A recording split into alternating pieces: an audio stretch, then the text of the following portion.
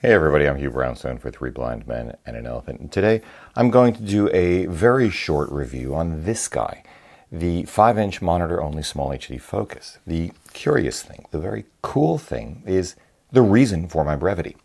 Not the fact that so many others have already reviewed it, but because I have not seen another company so successfully identify a very real problem and then solve that problem in so compelling a manner in years. Wouldn't it be something if we could say the same of our politicians? But I digress. The problem I'm speaking of is actually a quadruple of shortcomings. First and foremost in Sony's A6 and A7 series cameras. Very limited battery life, addressed in the A9 and the A7R3. Very limited rear LCDs, both in terms of movement and brightness. And overly complex menu system that requires spending hours with the cameras to first learn where to dive in the menus and then customize appropriately by mapping the most frequently used functions to function buttons. The very idea to which I have an allergic reaction.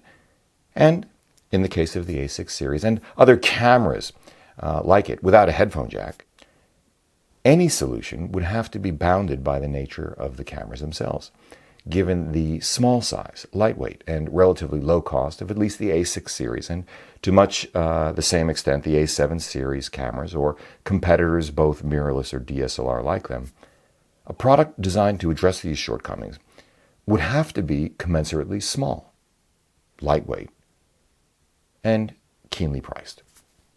The key, in other words, would be to deliver something that gave users what they needed, nothing they didn't, in a package that made economic and operational sense. And then maybe do something extra, exceeding expectations. SmallHD delivered. Small time. By now, you've probably seen many of those glowing reviews, so it should come as no surprise that owners of Sony cameras and others like them have been gobbling up the focus.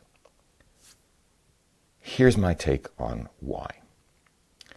The focus screen is a 5-inch diagonal instead of 7 inches, unlike my two favorite monitors, which also happen to be recorders, the Atomos Ninja Flame and the Blackmagic Video Assist 4K. This makes the focus smaller, lighter, less power hungry, and less costly to build. Yes, 7 inches is better from a viewability perspective, but 5 inches is a nice bump up from traditional 3-inch panels, especially when the focus is so much brighter. The focus eliminates the recording function altogether because that adds cost, complexity, and weight. Yet since these cameras only offer 8-bit 420 or maybe 422 out, very little advantage. Again, smaller, lighter, less power hungry, less costly to make. The focus includes in its $100 more expensive kit a novel cold shoe bracket that is far superior to the usual mini ball head, eliminating a potential source of fussiness while allowing the screen to be rotated 180 degrees vertically, ideal for vlogging, or 90 degrees horizontally, perfect for a focus puller or director. Set it and forget it. It also includes a 1/4 threaded hole so you can mount a mic, a light, or even both with the appropriate rail or dual attachment. It comes with a relatively high-capacity Sony-style Anton Bauer battery with connector to a dummy battery when you get the kit, which can power not only the monitor but the camera itself much longer in the case of the PEZ-sized Sony batteries than the originals can. The focus offers fit, finish, and design which really show quality. And that something extra to which I referred just a minute or three ago? A touch interface with an incredibly complete set of focus and video assists, including false color with IRE bars, audio meters, LUTs, pretty much you name it, it's got it. And a page metaphor offering a user experience I believe to be superior to the already excellent UIs of previous benchmarks Atomos and Blackmagic. The king is dead, long live the king. The focus is the new title holder in my book of best monitor UI in the business. That's because it passes what I call the Derek Zoolander test. Do you remember the scene where Zoolander and Hansel are trying to figure out how to get the data out of the computer?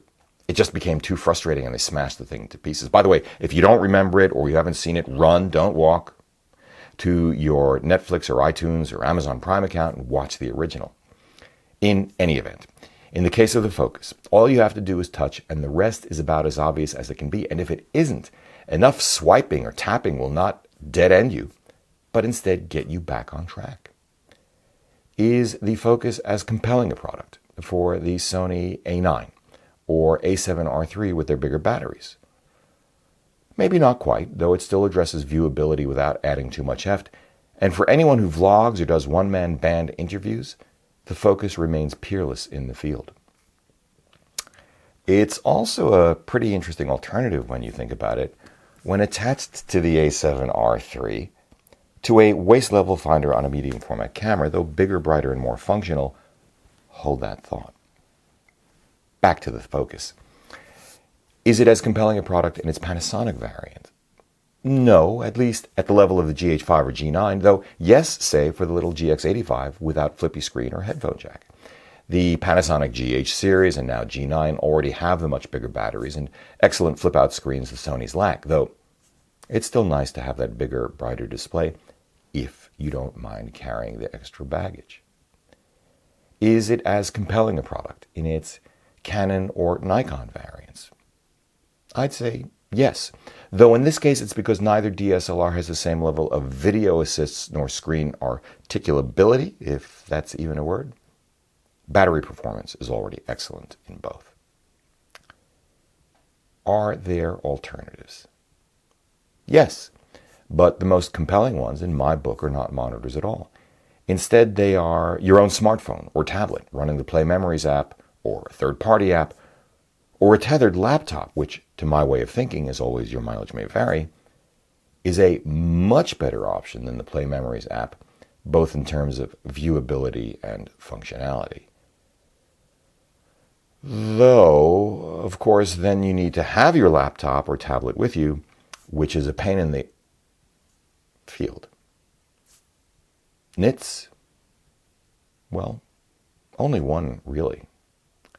And it is a nit. The SD card requirements of the Focus are not Mac friendly. In order to load LUTs or capture still images, it needs to be formatted for MS-DOS and be less than or equal to 16 gigabytes, which is kind of odd in 2018. You might even say archaic. But you know what would be really, really cool? A detachable metal pop-up sunshade like the one in this Zenza Bronica S circa 1961, complete with magnifier. I'm not joking. I think it would be incredibly useful for setting up outdoor shots. Well, that's it really. $4.99 for the monitor alone, $5.99 for the full kit with bracket, dummy battery, and assorted adapter cables. I'd say that the Focus is an outstanding finishing touch to a number of otherwise great cameras, most especially from the big three of Nikon, Canon, and Sony. If you like what you've seen here today, please like, subscribe, share, add to a playlist, join the conversation below, and consider using our no-cost-to-you affiliate links, or even making a contribution also via the PayPal link below. We thank you for it. For Three Blind Men and an Elephant, I'm Hugh Brownstone. See you next time.